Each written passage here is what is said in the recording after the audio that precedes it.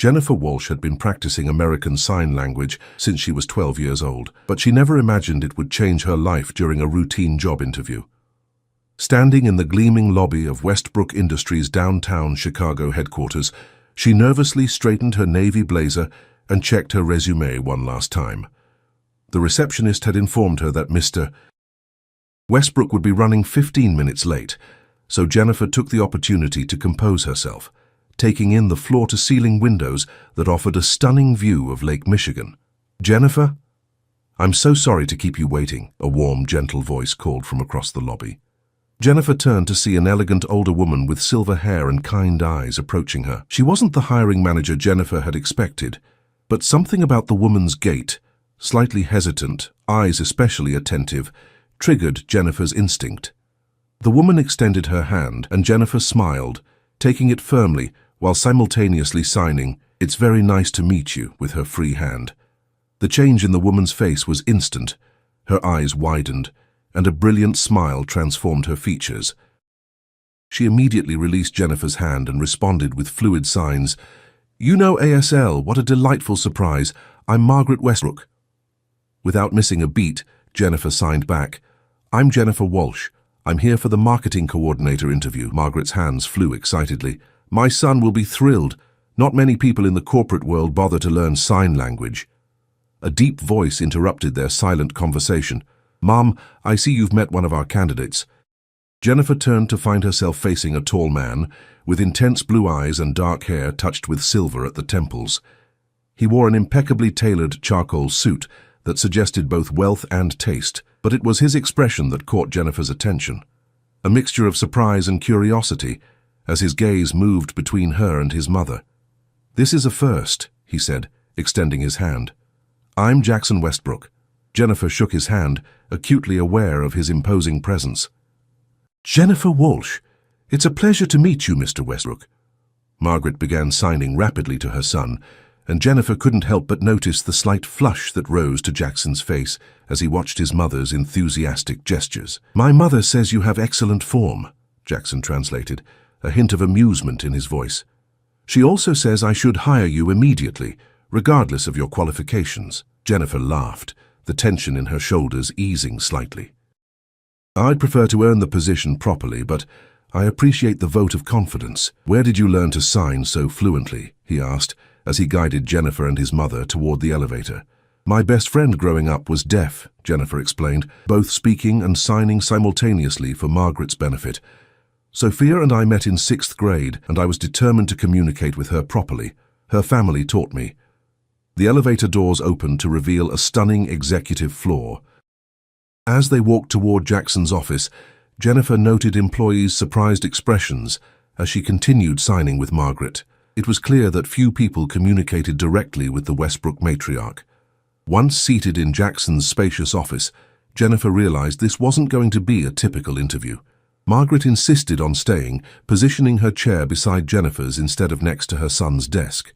"So, Jennifer," Jackson began, reviewing her resume, "your experience is impressive for someone only 28. Tell me why you left Meridian Advertising after achieving such success there." Jennifer hesitated, knowing this question could determine everything.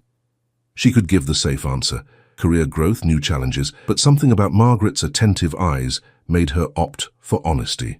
"My direct supervisor took credit for my campaign ideas," she signed, and spoke simultaneously. "After the third time it happened, I presented evidence to the company president. Instead of addressing the issue, they offered me a raise to keep quiet." She straightened her shoulders. "I declined. Some things matter more than money." Margaret nodded approvingly, while Jackson's expression remained unreadable. He asked several more standard questions, but Jennifer sensed they were merely formalities. The real interview was happening in the silent exchange between Jennifer and Margaret. As the interview concluded, Jackson stood to shake her hand. "We'll be in touch by the end of the week, Ms. Walsh." "Actually," Margaret signed, standing as well, "Jennifer must join us for lunch. I insist." Jennifer watched the silent communication between mother and son, Margaret's determined gestures and Jackson's reluctant nods. Whatever was transpiring, Margaret clearly had the upper hand. "Would you be available for lunch today, Ms. Walsh?" Jackson finally asked, his tone suggesting this was far from normal protocol. My mother would like to continue your conversation. I'd be honored, Jennifer replied, mystified by this unexpected turn of events. 30 minutes later, Jennifer found herself seated at an exclusive restaurant overlooking Millennium Park. Margaret dominated the conversation, her hands flying as she asked about Jennifer's family, education, and interests. Jackson translated occasionally, though Jennifer noticed he often shortened his mother's elaborate questions. "You're leaving things out," Jennifer signed to Jackson with a knowing smile. Margaret burst into silent laughter, her shoulders shaking with mirth. "You caught me," Jackson admitted, a genuine smile transforming his serious face. "Mom asked if you were single, and I chose to exercise editorial discretion." Jennifer blushed, but answered directly to Margaret, "I am single. My last relationship ended a year ago." "Perfect timing," Margaret signed back enigmatically, ignoring her son's warning glance. By the time dessert arrived, Jennifer felt strangely at ease with both Westbrooks. Margaret shared stories of Jackson as a boy, learning sign language to communicate with his mother after her illness caused her to lose her hearing. Jackson, initially reserved, gradually revealed a sharp wit and unexpected warmth as he recounted his struggles to master ASL. As lunch concluded, Jackson excused himself to take an important call, leaving Jennifer and Margaret alone. Margaret leaned forward, her signs more intimate. "My son needs someone who sees beyond his wealth," she confided. "The company needs someone with integrity and fresh ideas.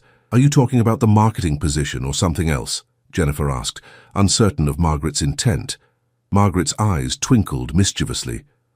"Both, perhaps. Jackson works too much since his father died. He needs someone who challenges him." Before Jennifer could respond, Jackson returned.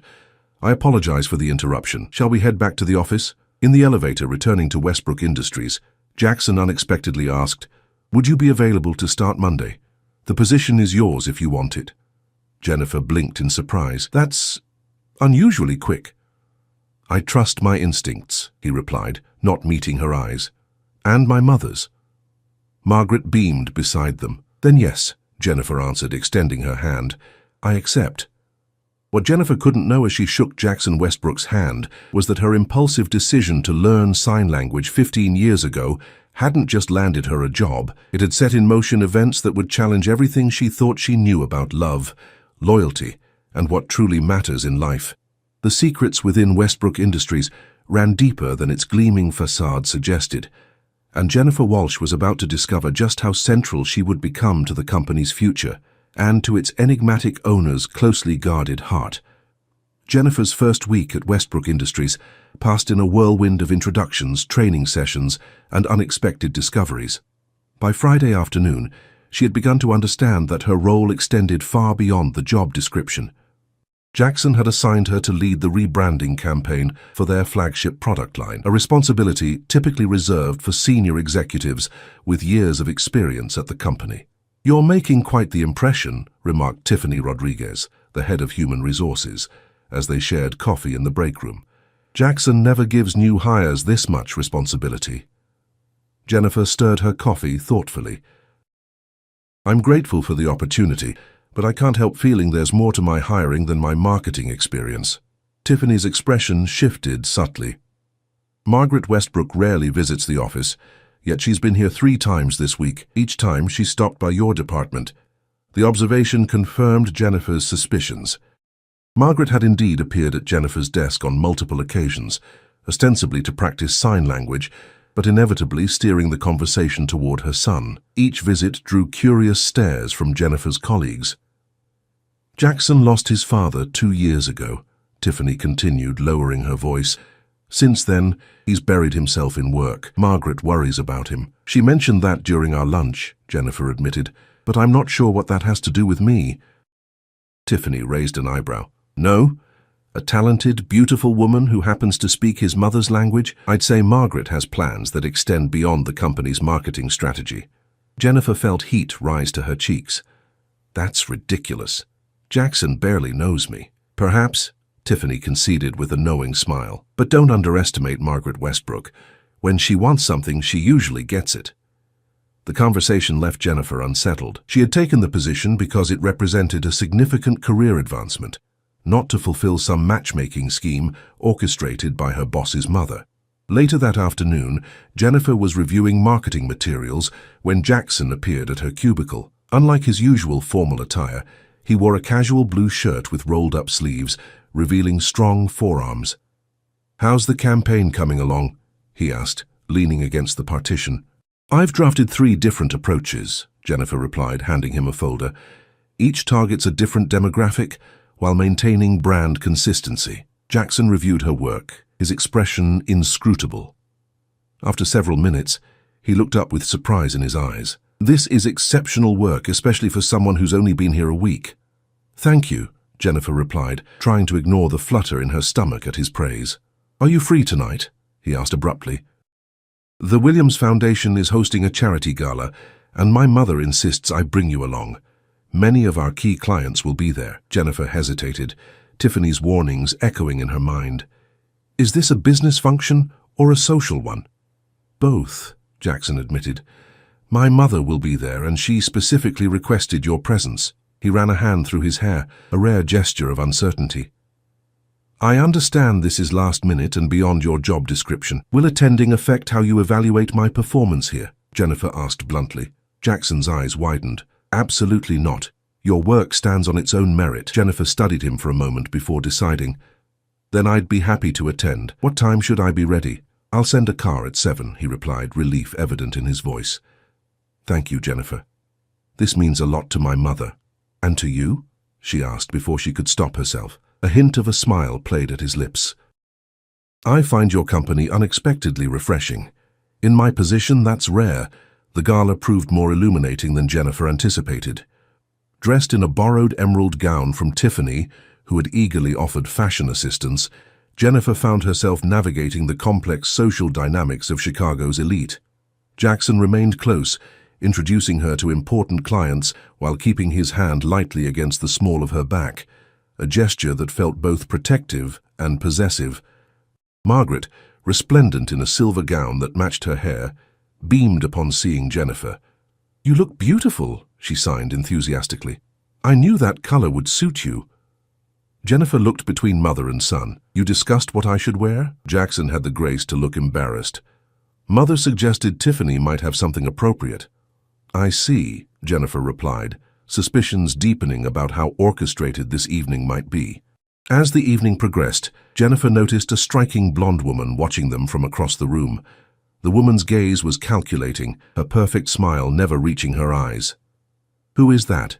Jennifer asked Jackson during a quiet moment. He followed her gaze and tensed visibly. "Victoria Harrington. Her family owns Harrington Media Group. She seems very interested in our conversation." "We dated briefly last year," Jackson admitted reluctantly. "It ended messily."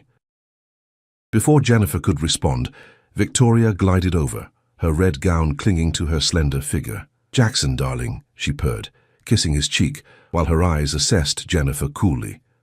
"Won't you introduce me to your colleague?" "Victoria, this is Jennifer Walsh, our new marketing coordinator."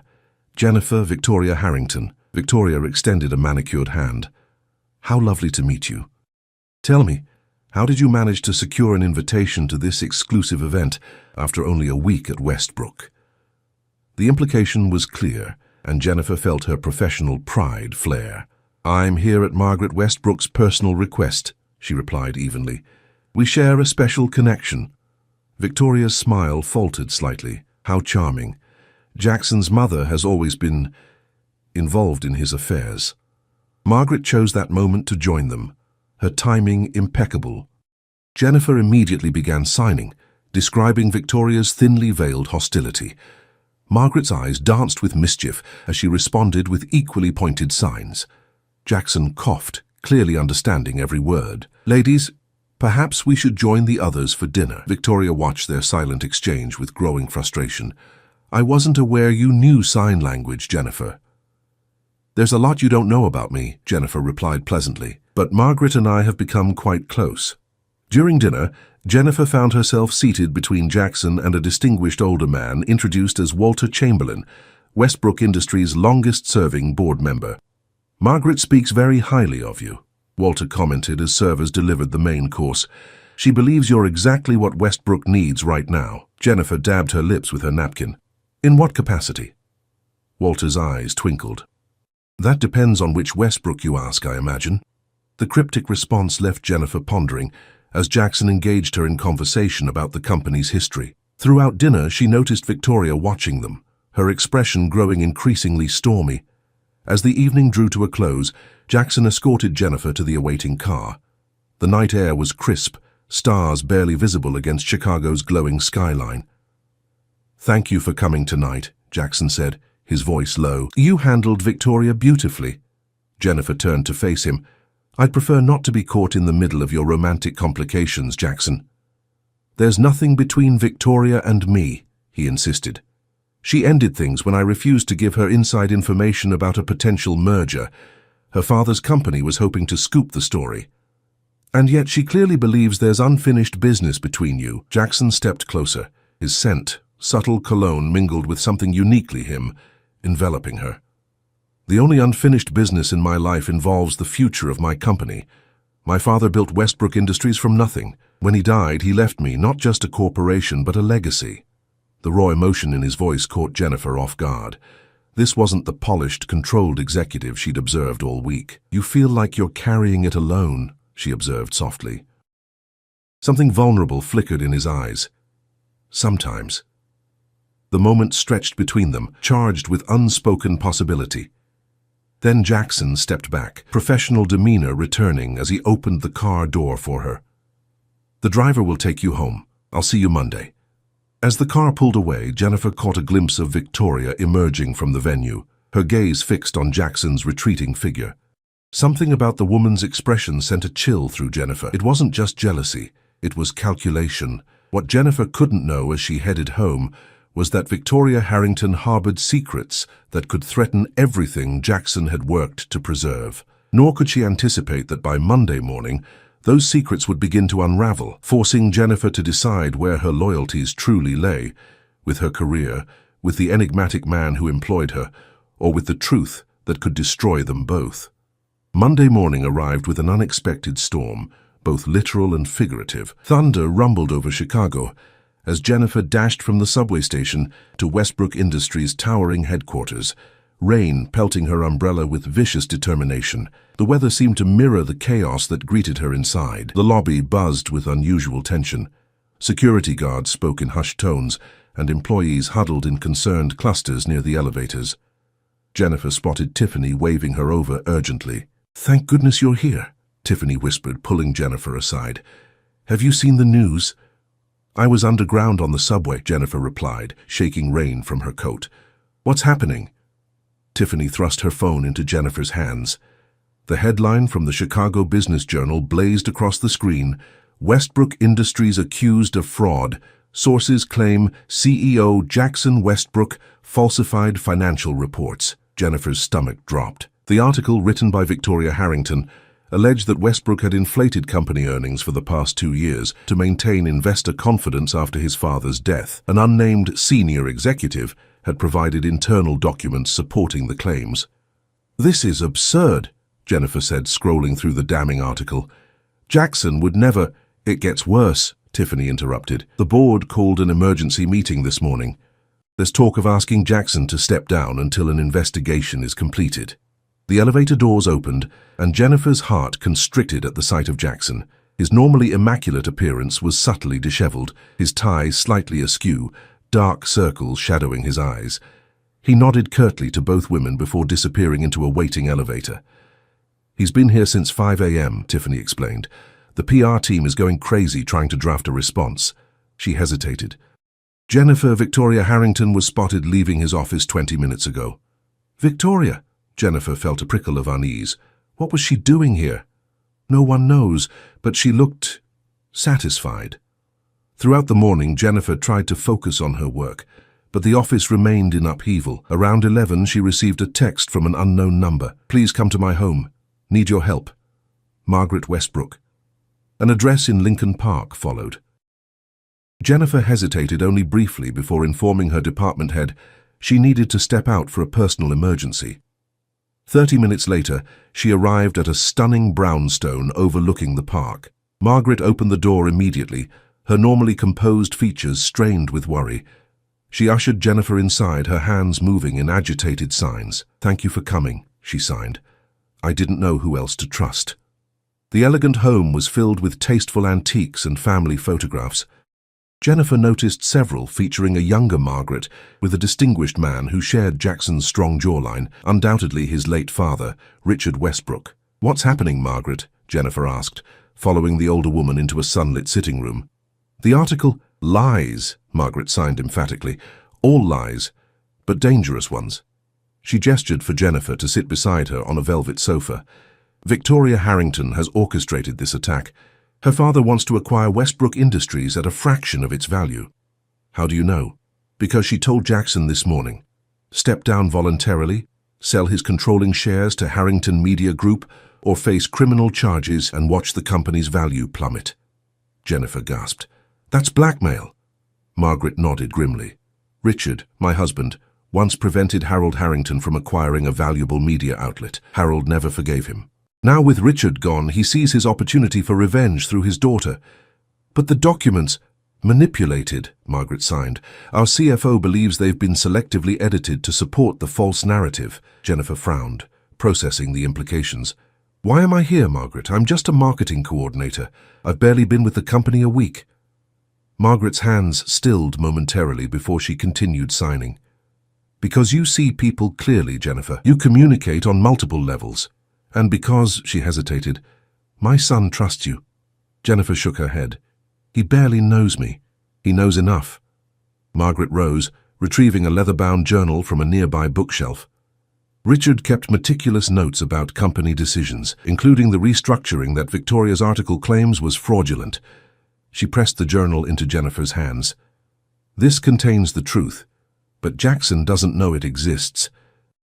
Richard intended to show him once the transition was complete. Why didn't you give this to Jackson directly?" Margaret's expression grew troubled. "Harold Harrington has people watching our family. If Jackson suddenly produces evidence countering Victoria's claims, they'll claim he fabricated it." Her hands moved more slowly now. "But if someone unconnected, someone who couldn't possibly have a personal stake in protecting Jackson, were to discover this evidence independently?" Understanding dawned on Jennifer. "You want me to be that someone? To find this evidence accidentally?" Margaret nodded. "I'm not asking you to lie, Jennifer, only to help uncover the truth." Jennifer stared at the journal, conflicting emotions swirling within her. Her career was just beginning at Westbrook. Involving herself in corporate intrigue could derail everything she'd worked for. Yet something deeper pulled at her, the memory of Jackson's vulnerability the night of the gala, his passion for preserving his father's legacy. "There's more at stake than just the company," Margaret signed, watching Jennifer's internal struggle. "If these accusations stand, Jackson loses everything, his reputation, possibly his freedom." "Does he know I'm here?" Jennifer asked. "No," Margaret admitted. "He would never involve you in this. He's too honorable." The word resonated with Jennifer. In her brief time at Westbrook, she'd observed Jackson's unwavering commitment to ethical business practices. The fraud allegations contradicted everything she'd seen. "What would you have me do?" Jennifer finally asked. Relief flooded Margaret's features. "Return to the office. Review the financial documents from last year's annual report. They're public record. Compare them with Richard's notes. The discrepancy will become obvious." As Jennifer prepared to leave, Margaret caught her hand. "Why did you agree to help?" she signed. "You have everything to lose and nothing to gain." Jennifer considered the question seriously. "Because integrity matters," she finally replied. "You taught me that, through Jackson." Back at the office, Jennifer discreetly gathered the public financial reports and settled into an empty conference room. For hours, she cross-referenced figures from Richard's journal with the published data. By late afternoon, she had discovered the crucial discrepancy. Not fraud, but a legitimate accounting adjustment following a European acquisition. Richard had documented the entire process, including consultations with independent auditors who had approved the approach.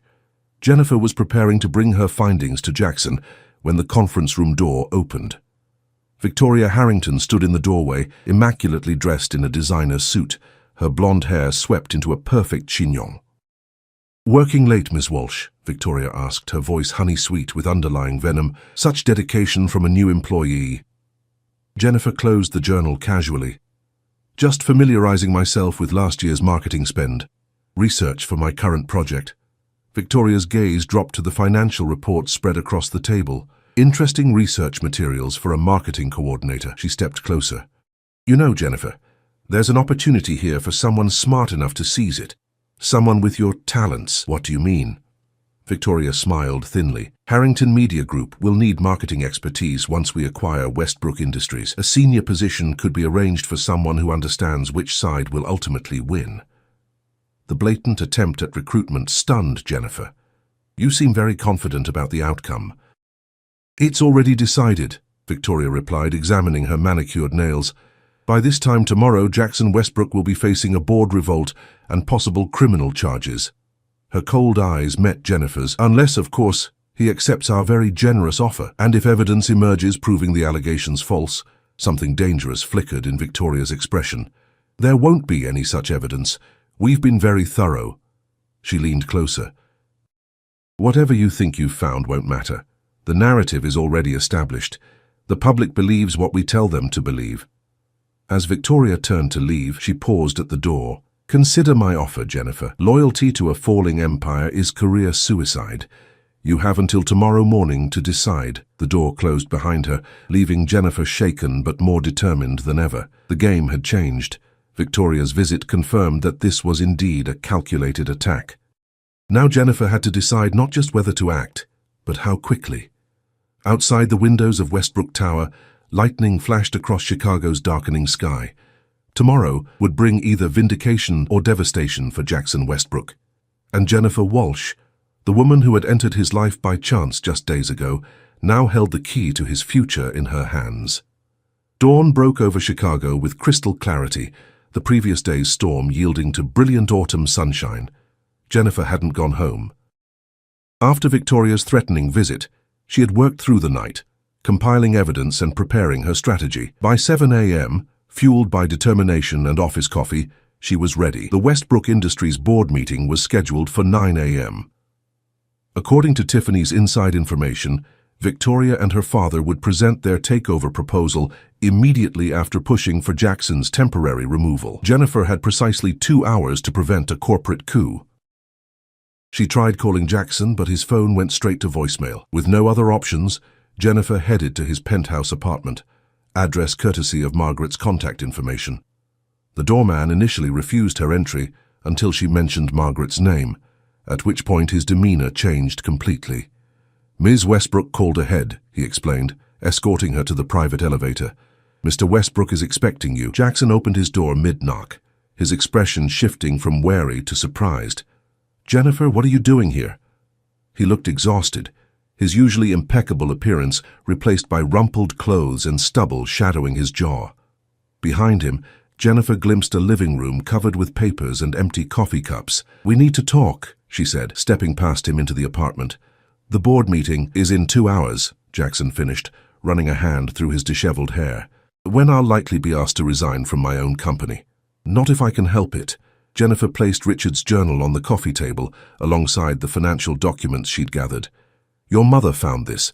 It's your father's record of the European acquisition and the accounting adjustments that followed. Jackson stared at the journal, recognition dawning in his eyes.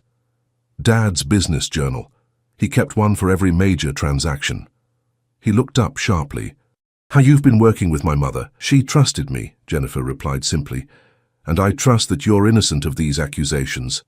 Something complex moved across Jackson's features, gratitude, relief, and something deeper that Jennifer wasn't ready to name. He reached for the journal with reverent hands.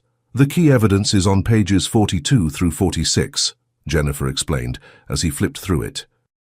Your father documented every meeting with the auditors, every approval for the accounting methodology. Victoria's article deliberately mischaracterizes these legitimate adjustments as fraud. Jackson absorbed the information rapidly, his fatigue giving way to focused energy. This could save everything, he murmured, but how do we present it?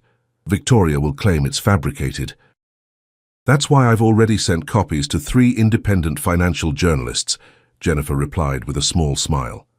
Along with public documents that support your father's notes, I emphasized that I discovered this independently as a new employee with no reason to protect you. Jackson looked up from the journal, astonishment plain on his face. "You did all this overnight? For me? Why?" Jennifer met his gaze steadily. "Because what's happening isn't just business. It's wrong. And because—" She hesitated. "I've seen enough of who you are to know you deserve better."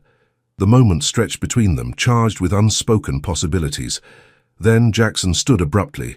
"We need to move quickly," he said, professional determination reasserting itself. "The board meets in 90 minutes. Let me shower and change." While Jackson prepared, Jennifer received confirmation that all 3 journalists had reviewed her materials. One had already published an online analysis questioning Victoria's claims and raising concerns about potential stock manipulation by Harrington Media Group. By the time they arrived at Westbrook Tower, the narrative was already shifting.